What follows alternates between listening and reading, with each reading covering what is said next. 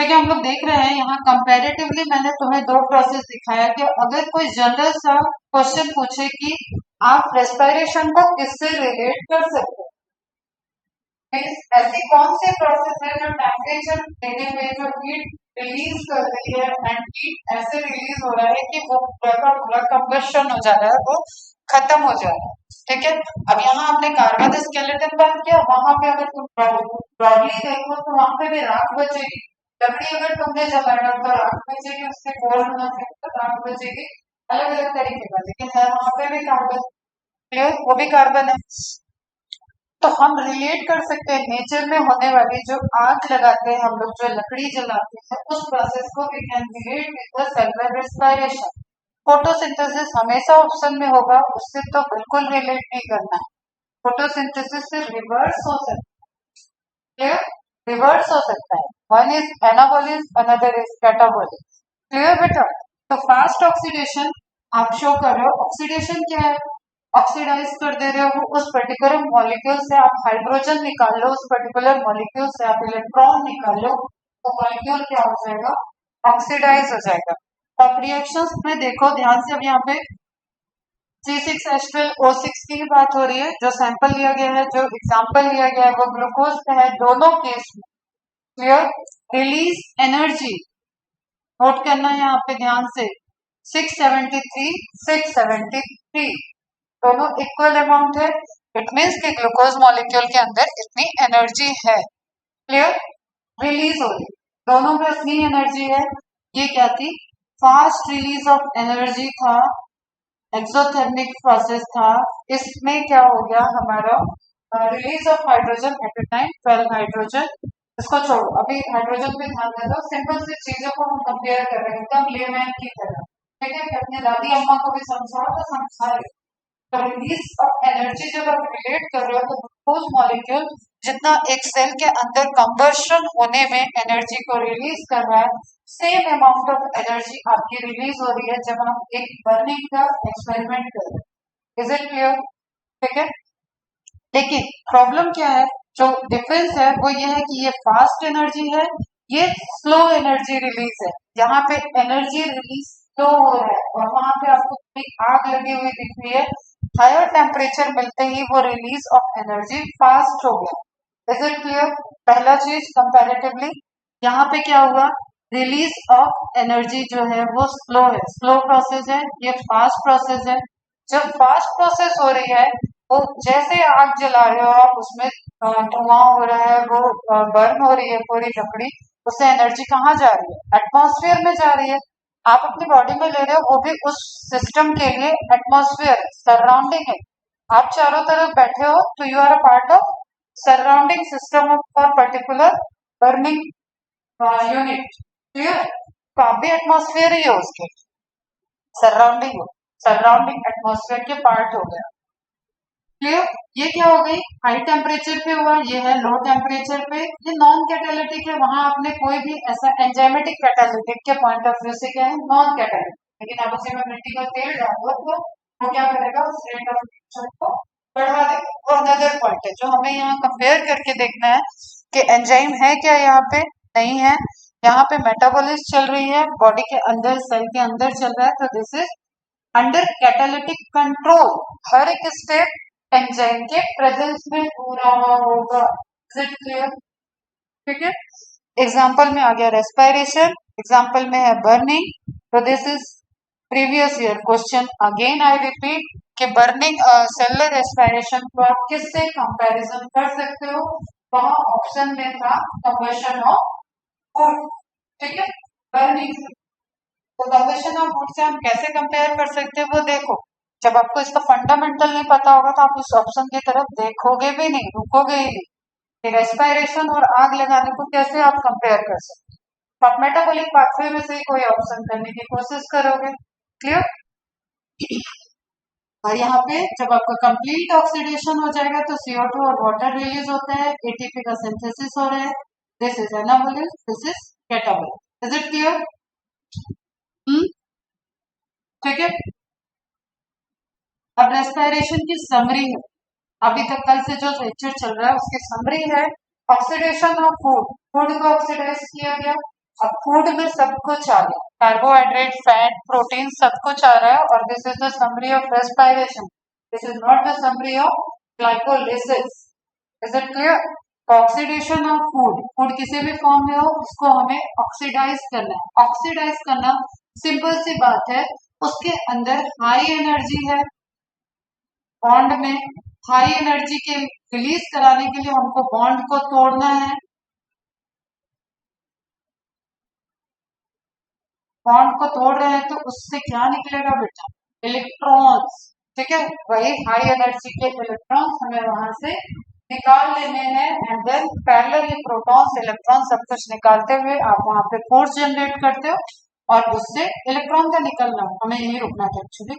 Electron निकल गया तो this is oxidation, oxidation of food हो रहा है, कोई डाउट? ठीक है, फोटोसिंथेसिस में इलेक्ट्रॉन क्या हो रहा था? ऐड हो रहा था, आगे वाले NADPH2 में ऐड हुआ, CO2 में ऐड हुआ, तो वो सब क्या हो रहा था? रिडक्शन। ठीक है, complex compound to simple compound, अगर आपने शुगर ऐड की, शुगर खाया है स्टार्च के फॉर्म में, और उससे आपका सुक्रोज बनेगा, उससे आपका ग्लूकोज और फ्रक्टोज बनेगा, फिर आप ग्लूकोज को भी देख रहे हो कि आप तोड़ रहे हो। सुक्रोज किसका बना होता है? सुक्रोज में दो मॉलिक्यूल क्या है? ग्लूकोज और फ्रक्टोज। सुक्रोज क्या है? Monosaccharide, disaccharide?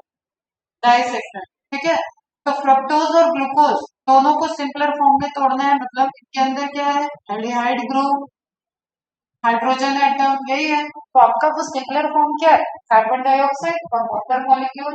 Is it clear? Clear है? एक्सोथर्मिक, बाहर एनर्जी निकली, release of heat, process is exothermic, system के बाहर सबस्ट्रेट से ज्यादा अगर प्रोडक्ट में एनर्जी है दैट इज एंडो, सबस्ट्रेट से कम है प्रोडक्ट की एनर्जी दैट इज एक्सो। ठीक है, रिलीज ऑफ हीट हो रहा है, किसी को डाउट?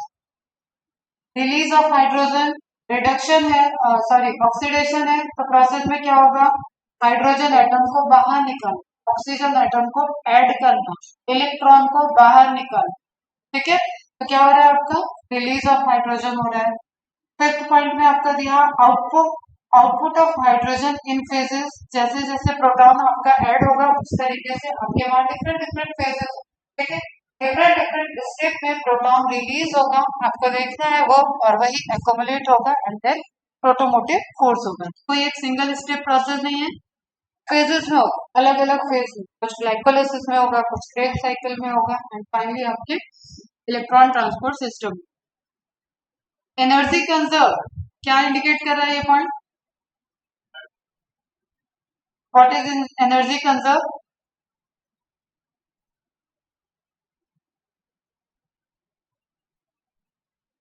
आग लगाया हमने और सारी एनर्जी जल के बाहर गई एटमॉस्फेयर में, यहाँ कंजर्वेशन हुआ?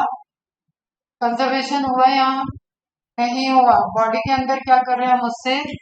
कुछ अमाउंट एटीपी में कन्वर्ट करते हैं, अभी हम बताएंगे यील्ड कितनी होती है उसमें आएंगे। ठीक है, एटीपी में जब हमने कन्वर्ट कर दिया तो हमने कंबशन की प्रोसेस हम रिलेट कर रहे थे इनसे, उसके कंपेयर में हमने एनर्जी को क्या किया? कंजर्व किया। कुछ एनर्जी हमने बचा कर दी, सारी की सारी एनर्जी इन्वायरमेंट में या सराउंडिंग्स में नहीं गई है।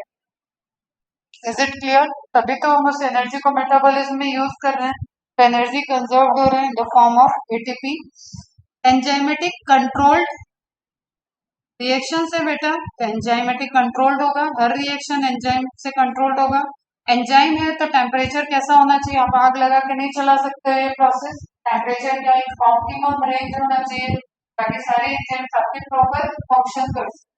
ठीक है, but low temperature compare to burning in living cells कहाँ होगी? लिविंग सेल्स में होगी, every living cells respire. Is it clear? अब आगे बढ़े, समरी खत्म हो गई पूरी, स्टेप्स पे आ जाए। ग्लाइकोलाइसिस आपका पहला स्टेप है, कहाँ होगा location? What is the location? Cytoplasm. ठीक है, ग्लाइकोलाइसिस साइटोप्लाज्म में होता है, नेम इंडिकेट करता है, glyco means sugar, lysis means breakdown of sugar. यहाँ पे मॉलिक्यूल को आपने क्या करना है, लाइस करना है, ठीक है, ब्रेक करना। ग्लाइकोलाइसिस, सुगर लाइसिस में breakdown of breakdown and glycolysis breakdown of sugar molecule. Is it clear? कोई कंफ्यूजन नहीं। तो इसमें हम सिंपल सा ग्लूकोज को एंट्री कराएंगे और ग्लूकोज को ऑक्सीडाइज करेंगे, तोड़ते जाएंगे, उसके फॉर्म चेंज होंगे। दिस इज 10 स्टेप प्रोसेस और ये आपकी पूरी फिजियोलॉजी का सबसे इंपॉर्टेंट सबसे टफ पोर्शन है, glycolysis and keratin. Second cycle से थोड़ा सा इनका लेवल हाई रहेगा, समझते हुए चलना है। क्वेश्चंस यहाँ से आते हैं, यहाँ पे वहां पे मैंने एंजाइम के नाम नहीं लिखाए हैं ज्यादा, सिर्फ आपको फॉलो करने को कहा है, जहाँ जिसकी प्रॉपर्टी आई थी वो बताया, कार्बोक्सिलेज की आई थी वो बताया। लेकिन यहाँ आपको हर स्टेप के एंजाइम से पहले ईयर में क्वेश्चन पूछे गए हैं, तो आपको स्टेप वाइज कन्वर्जन, जिसको केमिस्ट्री के पॉइंट ऑफ व्यू से मैं समझा दूंगी कि मैकेनिज्म क्या हो रहा है और वो एंजाइम क्या कर रहा है। क्लियर है? तो ग्लाइकोलाइसिस से स्टार्ट करें। ग्लाइकोलाइसिस ग्लूकोज का, जिसको भी अगर कोई डाउट हो तो आज के होमवर्क में 20 मिनट निकाल के बायोमोलिक्यूल से कार्बोहाइड्रेट पढ़ लो। क्या पढ़ोगे? कार्बोहाइड्रेट। कार्बोहाइड्रेट में क्या पढ़ना है तुम्हें? Glucose, fructose and sucrose, starch, एक सीरीज में, ठीक है। ग्लूकोज फ्रक्टोज, क्या डिफरेंस है दोनों में, फटाफट बताओ क्या बताओ। What is the difference between glucose and fructose? ये सब चीज यूं निकलना चाहिए, यूं चैप्टर खत्म है, पढ़ा हुआ है, मार्क्स आए हैं तो यूं निकलना चाहिए। What is glucose, what is fructose, दोनों में सिमिलरिटी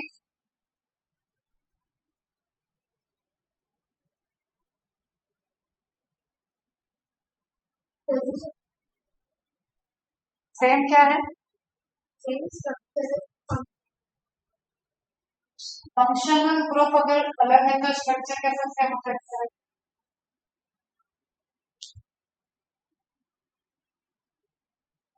बताओ, होमवर्क में लिखो, आज ग्लूकोज फ्रक्टोज सुक्रोज और स्टार्च पढ़ो, डेली का पढ़ो और डेली की चीजों में फिर रिवीजन का भी टाइम लाना है। टाइम कहाँ बचता है, तुम लोग के पास इतना पढ़ाई करना है। ग्लूकोज और फ्रक्टोज में सिमिलरिटी क्या है कि दोनों का फॉर्मूला, मॉलिक्यूलर फॉर्मूला सेम है, फॉर्मूला सेम है, स्ट्रक्चर नहीं। C6H12O6, clear? दोनों आइसोमर है, एक में एल्डिहाइड ग्रुप है, एक में कीटोन ग्रुप है, एक में टर्मिनल एल्डिहाइड है तो वो एल्डोज शुगर है, में इंटरमीडिएट कीटोन ग्रुप है तो वो कीटोज शुगर है। एल्डिहाइड कौन है? ग्लूकोज। कीटोज कौन है? फ्रक्टोज। 6 रिंग कंपाउंड है, 5 रिंग कंपाउंड है। सब ऐसे आगे बैठाओ बैठाओ तब क्वालिफाई करोगे तुम लोग। क्लियर? तो सिंपल सा स्ट्रक्चर दिख रहा है, अब इससे स्ट्रक्चर पोजीशन कैसे ये साइक्लिक लीनियर होता है ये सब आज रिवाइज करोगे। 10 स्टेप प्रोसेस है एंड फाइनली आपको क्या मिल रहा है? पायरुवेट मिल रहा है। कितने मॉलिक्यूल? 2 मॉलिक्यूल, ठीक है। C6 को आपने 2 मॉलिक्यूल में डिवाइड कर दिया तो एक मॉलिक्यूल में कितने कार्बन? 6 मॉलिक्यूल का ग्लूकोज था, उसको 2 मॉलिक्यूल में डिवाइड कर दिया, एक मॉलिक्यूल में कितने कार्बन? 3, ठीक है। 6 डिवाइडेड बाय 2, जैसे आपका पीजीए बना था वैसे ही आपका क्या बना? Pyruvic acid. टर्मिनल एंड पे देखो क्या है? COOH होना चाहिए, अगर माइनस आयन हटा देंगे तो क्या है? ये एसिड है। क्या हम रटा रहे हैं बताओ, तुम लोग को कुछ हम रटाते हैं क्या? कुछ रटा रहे हैं हम? हाँ, पायरुवेट किसका आयनिक फॉर्म है? पायरुविक एसिड का। क्यों? क्योंकि terminal and COH group present है और इंटरमीडिएट में आपको कीटोन ग्रुप दिख रहा है, ठीक है। तो 10 step catalyse by 10 different enzymes, this is the important point. कोई भी एंजाइम यहाँ रिपीट नहीं होगा, हर स्टेप एकदम फंक्शनल स्पेसिफिक है और एक डायरेक्शन में चलेगा। जो स्टेप रिवर्सिबल होता है वो कभी भी की स्टेप नहीं होता। एक चीज बायोकेमिस्ट्री के ध्यान रखो, बायोकेमिस्ट्री में जो भी रिएक्शन रिवर्सिबल है, मतलब वो थाली का क्या बोलते हैं, बिन पेंदी का लोटा सुने हो, थाली में बैंगन सुने हो, कुछ सुने हो कहावत, आप जिधर भी चाहोगे उधर लुढ़का लो। तो वो वैसा रिएक्शन है, वो किसी डायरेक्शन में जा सकता है, लेकिन जो वन में चलता है, ठीक है, जो रिएक्शन सिर्फ एक डायरेक्शन में जाएगा वो उस पाथवे का की रिएक्शन है। तो की रिएक्शन भी पूछे जाते हैं, तो उसके लिए ध्यान में हमें रखना है जो एक डायरेक्शन में हुआ होगा रिएक्शन विदाउट रिवर्सिबल रिएक्शन, वही आपकी की रिएक्शंस होगी। फिर से एनसीईआरटी में आ रहे हैं glycolysis. The term glycolysis has originated from the Greek word glykos for sugar and lysis for splitting, breakdown. Is it clear? Underline करो NCERT में. The scheme, underline करना इसको भी बेटा, सब MCQ है. The scheme of glycolysis was given by Gustav Amden, mayor of Otto, mayor of and Parnas. अब यहाँ पे एक टर्म लिखो, अच्छा लिखा है आगे, ईएमपी पाथवे, ठीक है, डायरेक्ट क्वेश्चन है अगेन, ईएमपी का फुल फॉर्म, तो आपको कुछ ईएमपी के फुल फॉर्म में आपको कुछ केमिकल चीजें दे देंगे, एनॉल वगैरह करके दे दिया और वो आपको रिलेट करा दिया, ठीक है। तो एक्चुअली भी ईएमपी क्या है, ईएमपी साइंटिस्ट का नेम है, तीनों साइंटिस्ट के नेम से इस पाथवे को नेम दिया गया है EMP pathway. Full form of EMP is Embden, Meyerhof and Parnas. Is it clear? ठीक है।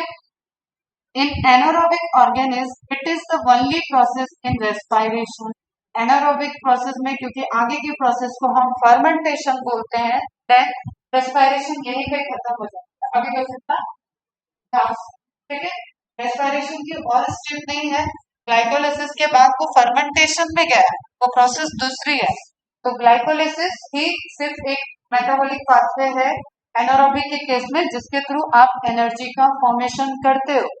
और ये बात याद रखना, अभी मैं जब एनर्जी दोनों पाथवे होगी और रिलेट कराऊंगी, कैलकुलेट कराऊंगी, तो तुम्हें पता चलेगा कि ग्लाइकोलाइसिस से जितनी एनर्जी बनी उतनी ही एनर्जी सिर्फ आपको एनारोबिक के केस में मिलेगी। दैट्स वाई वहां पे अभी पहले लेक्चर में प्लस प्लस और ऊपर आपके ज्यादा प्लस प्लस थे, ठीक है। तो in anaerobic organism it is the only process in respiration takes place in cytoplasm. Glycolysis occur in the cytoplasm of the cell and is present in all living organisms. फटाफट से बताओ, virus में glycolysis होगी क्या? Viruses में glycolysis होगी, reason, ठीक है, और रीजन,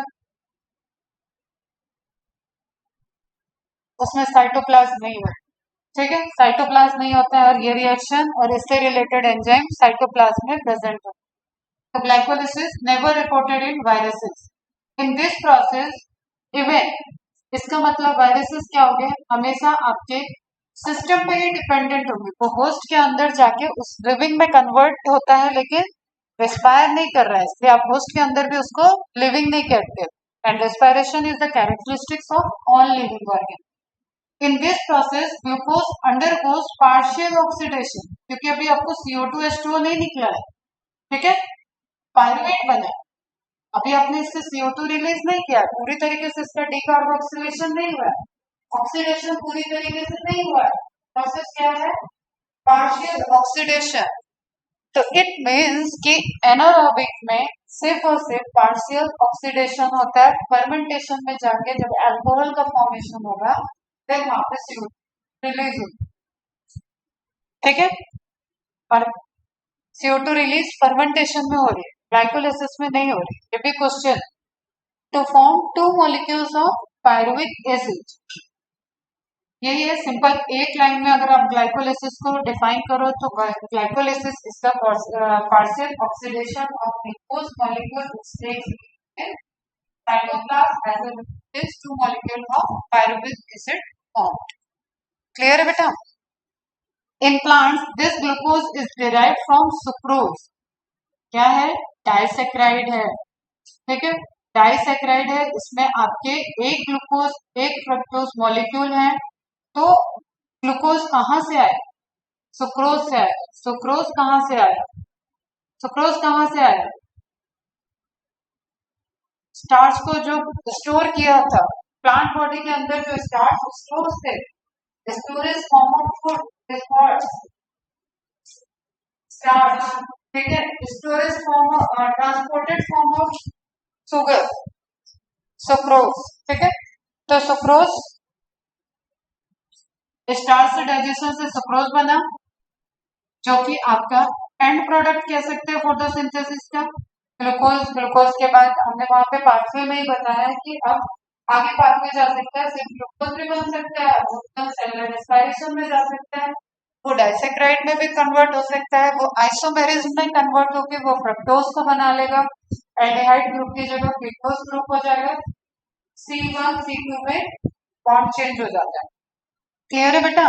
तो स्टोरेज कार्बोहाइड्रेट से हमें स्टार्च, सुक्रोज इसका सोर्स मिला, एंड सुक्रोज को हमने ब्रेक डाउन किया तो ग्लूकोज हमें मिला, and this is the process जिसमें आपको ग्लूकोज को तोड़ना है। तो पहले तो ग्लूकोज तक पहुंचो ना, कि ग्लूकोज कहाँ से आएगा। क्लियर? ठीक है।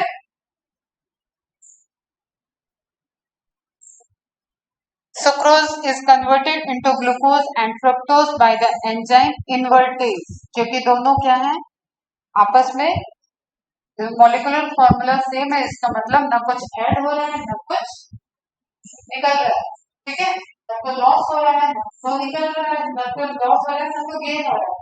तो सेम एक ही मॉलिक्यूलर फॉर्मूले में हम क्या कर रहे हैं, कुछ बॉन्ड का रोटेशन कर रहे हैं, ठीक। तो एल्डिहाइड की जगह कीटो ग्रुप बन जा रहा है, एंड वहां पे 6 कार्बन रिंग के 6 रिंग कंपाउंड की जगह 5 रिंग कंपाउंड हो जाएगा, एक CH2H आपके रिंग के बाहर आ जाएगा, and that is catalyzed by the invertase enzyme। जब मॉलिक्यूलर फॉर्मूला सेम हो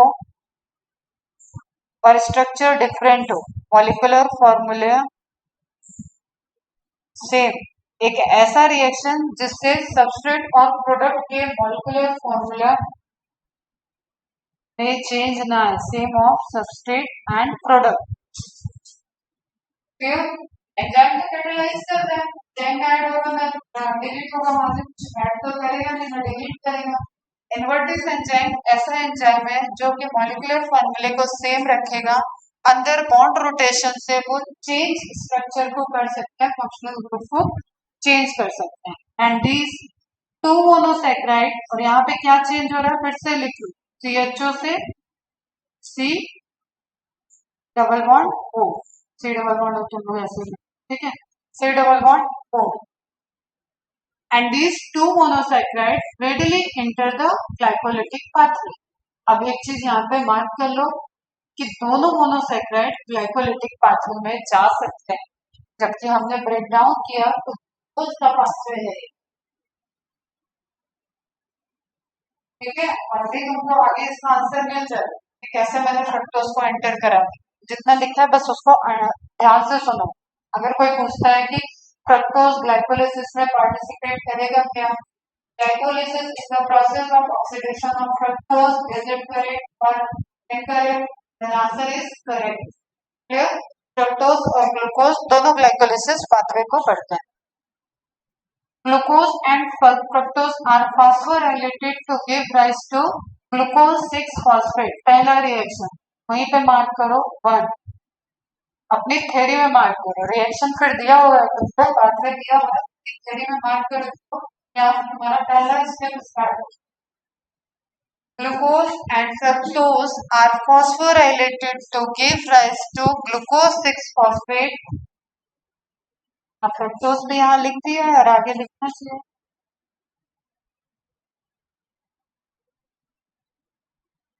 चलो हम आगे, ठीक है। ग्लूकोज 6-फॉस्फेट और अपना फ्रक्टोज डायरेक्ट फॉस्फेट हो रहा होगा, फॉस्फोराइलेशन हो रहा होगा, तो क्या बन जाएगा, फ्रक्टोज 6-फॉस्फेट। नेम जैसा है, ग्लूकोज ग्लूकोज 6-फॉस्फेट, फ्रक्टोज फ्रक्टोज 6-फॉस्फेट। क्लियर है? ठीक है। अब हमें ये बताओ कि खुद ही हाई एनर्जी को कैरी कर रहा है, तो सोचो कि यहाँ फॉस्फोराइलेशन करने से क्या हुआ, फॉस्फोराइलेशन करने से क्या हुआ, एटीपी यूज हुआ होगा, एक चीज ये पता है सबको। एटीपी यूज करके पीआई निकला नहीं है क्योंकि हमने 6 फॉस्फेट बना दिया, मतलब फॉस्फेट ग्रुप हमने ऐड किया है। तो दोनों में डिफरेंस क्या हो जाए? What is the difference?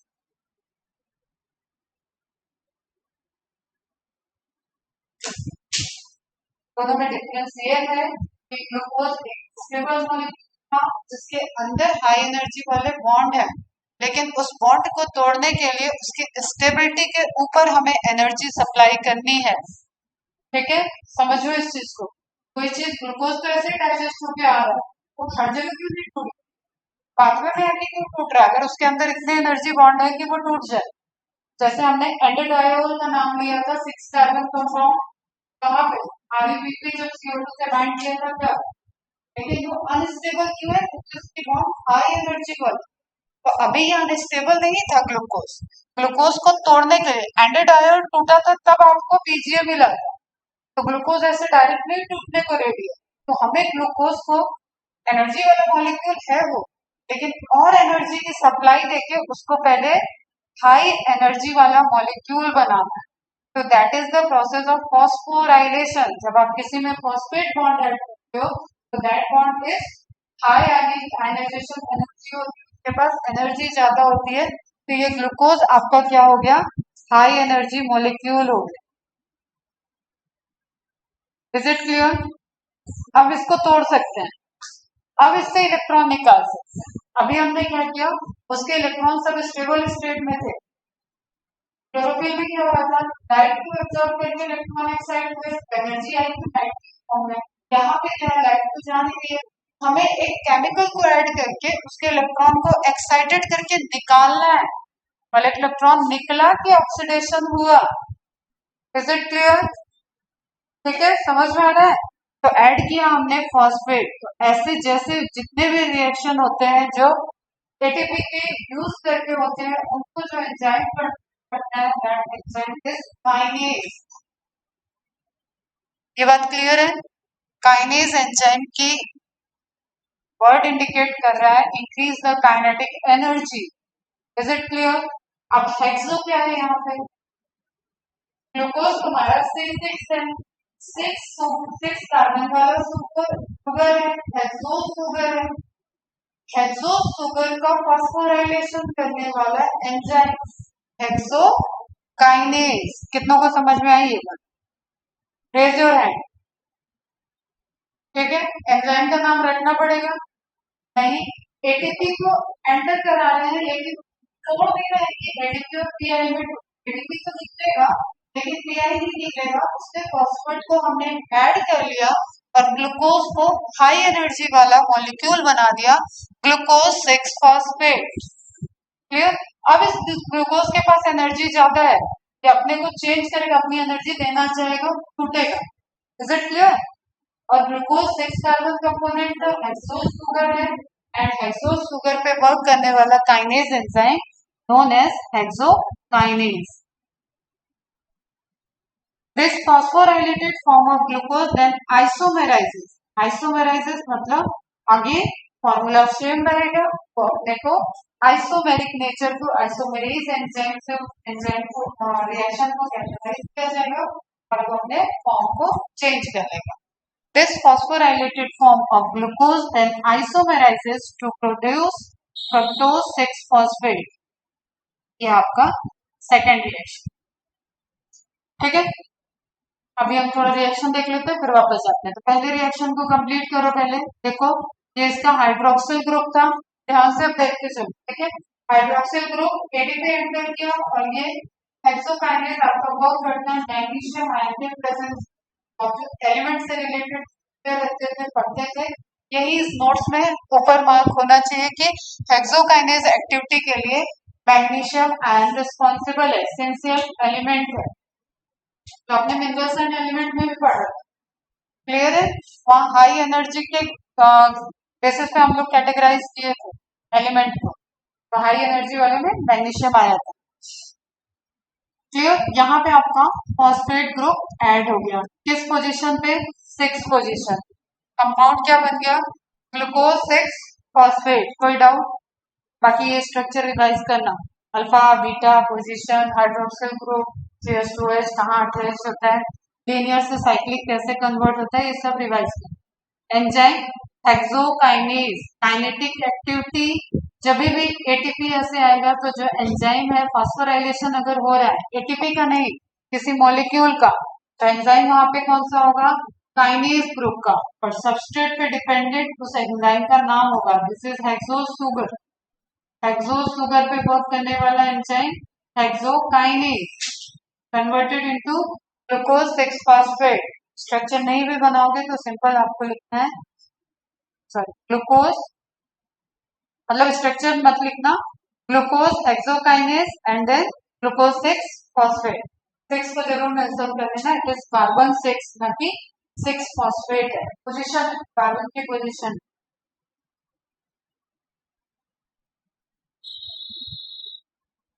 Clear है यहाँ तक?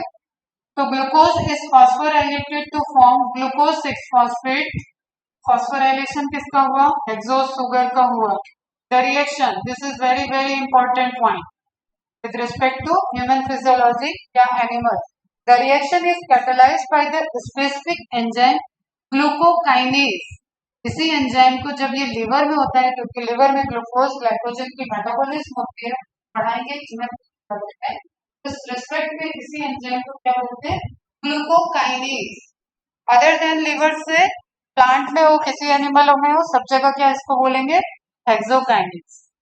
and by non-specific enzyme hexokinase in liver and extra hepatic tissue. hepatic pathologist मतलब जो liver की स्टडी करते हैं, liver को ट्रीट करते हैं, hepatic tissue मतलब liver के टिश्यू, एक्स्ट्रा हेपेटिक टिश्यू में इसको हेक्सोकाइनेज बोल रहे हैं। स्पेसिफिक क्या हो गया, ग्लूकोकाइनेज। अब आपसे क्वेश्चन आ गया, ह्यूमन फिजियोलॉजी में चले गए हम थोड़ा सा, हेपेटिक सेल्स में for the glycolysis first step the enzyme present is metabolized hexokinase, ठीक करके आ जाओ, क्वेश्चन हो जाएगा गलत। एंड दैट इज स्पेसिफिक, कि वहां पे स्पेसिफिक हम ग्लूकोकाइनेज बोलते हैं उसको, और अदर देन सारी जगहों पे अनस्पेसिफिक टर्म दिया जाता है hexokinase, non specific. Clear? The enzyme splits the ATP into ADP and the PI is added into the glucose. This is the mechanism. Clear? किस पोजीशन पे, 6 कार्बन, ये पे आप लिखोगे 6 कार्बन।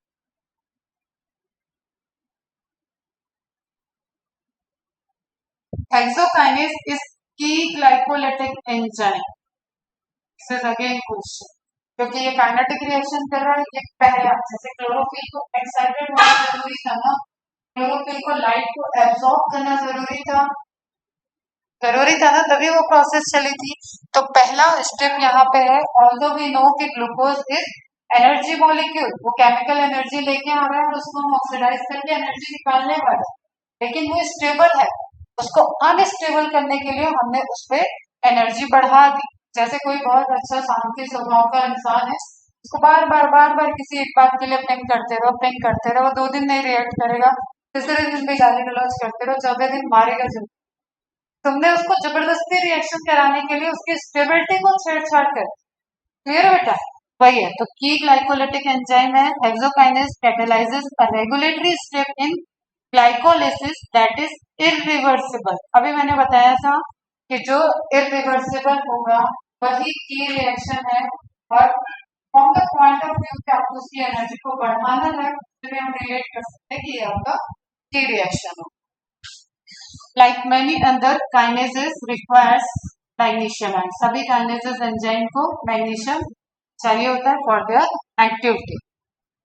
ठीक है, अब बस एक कंक्लूडिंग और सुन लो, ग्लूकोज 6 फॉस्फेट आइसोमेरेज एंजाइम। अब ये क्या है, हेक्सो सुगर है, फॉस्फेट ग्रुप के साथ है। एकदम मेरी बात को याद रखोगे ना तो ग्लाइकोलिसिस ऐसे याद हो जाएगी, सब चीजें मुझे ऐसे याद है आज तक, कभी नहीं भूले।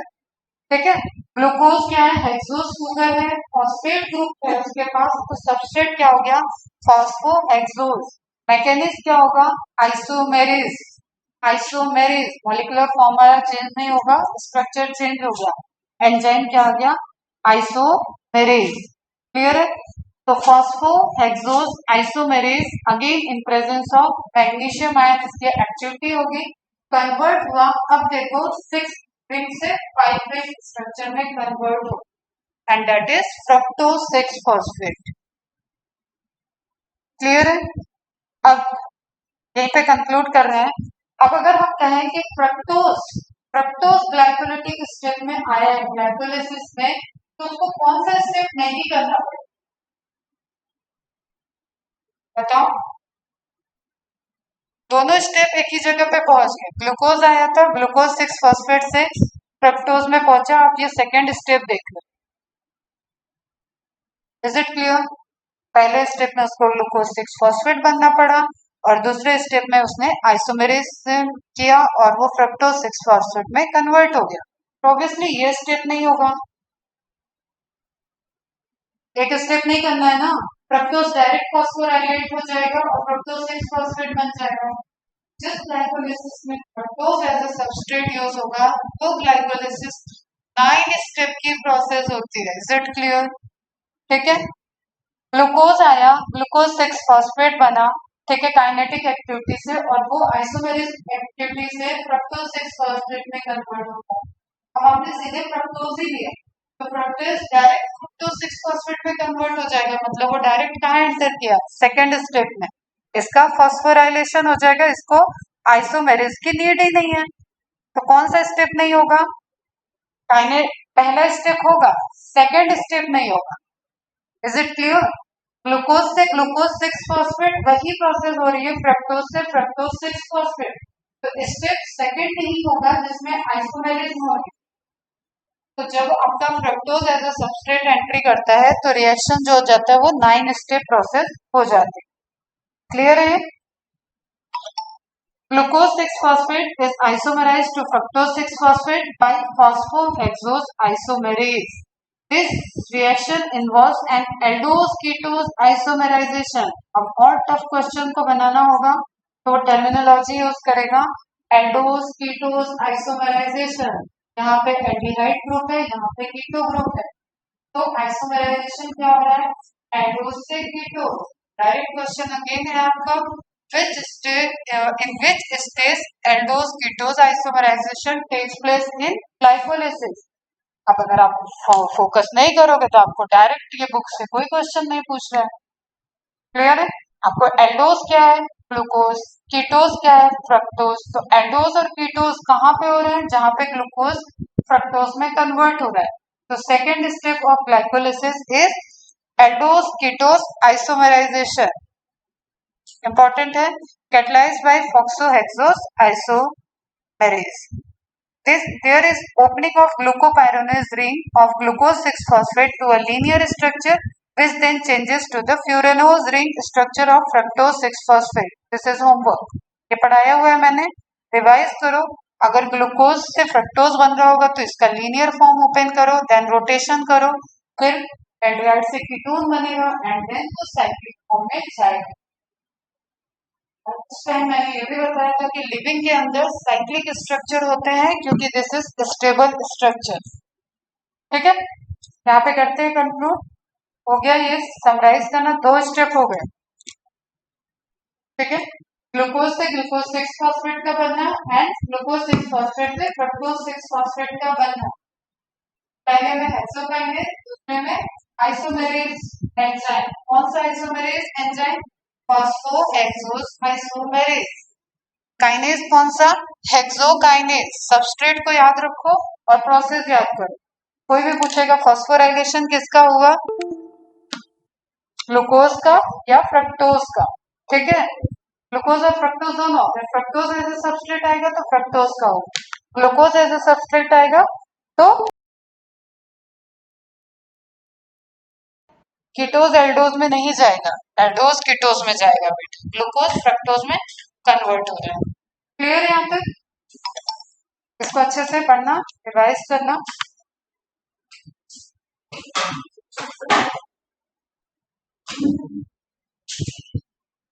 ये सब क्वेश्चंस ऐसे हैं बेटा जहाँ पे आप लीड कर सकते हैं। यहाँ से अगर ट्रिकी क्वेश्चन आए तो आप लीड कर जाओगे अगर आपका कॉन्सेप्ट ठीक है।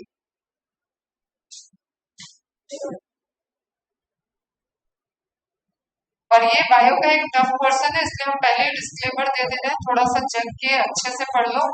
अदरवाइज ये ऐसा पोर्शन हो जाएगा कि जिसको आप स्किप करके जाओ, पर आप ही की तरह बहुत सारे स्टूडेंट इसको स्किप करके आते हैं।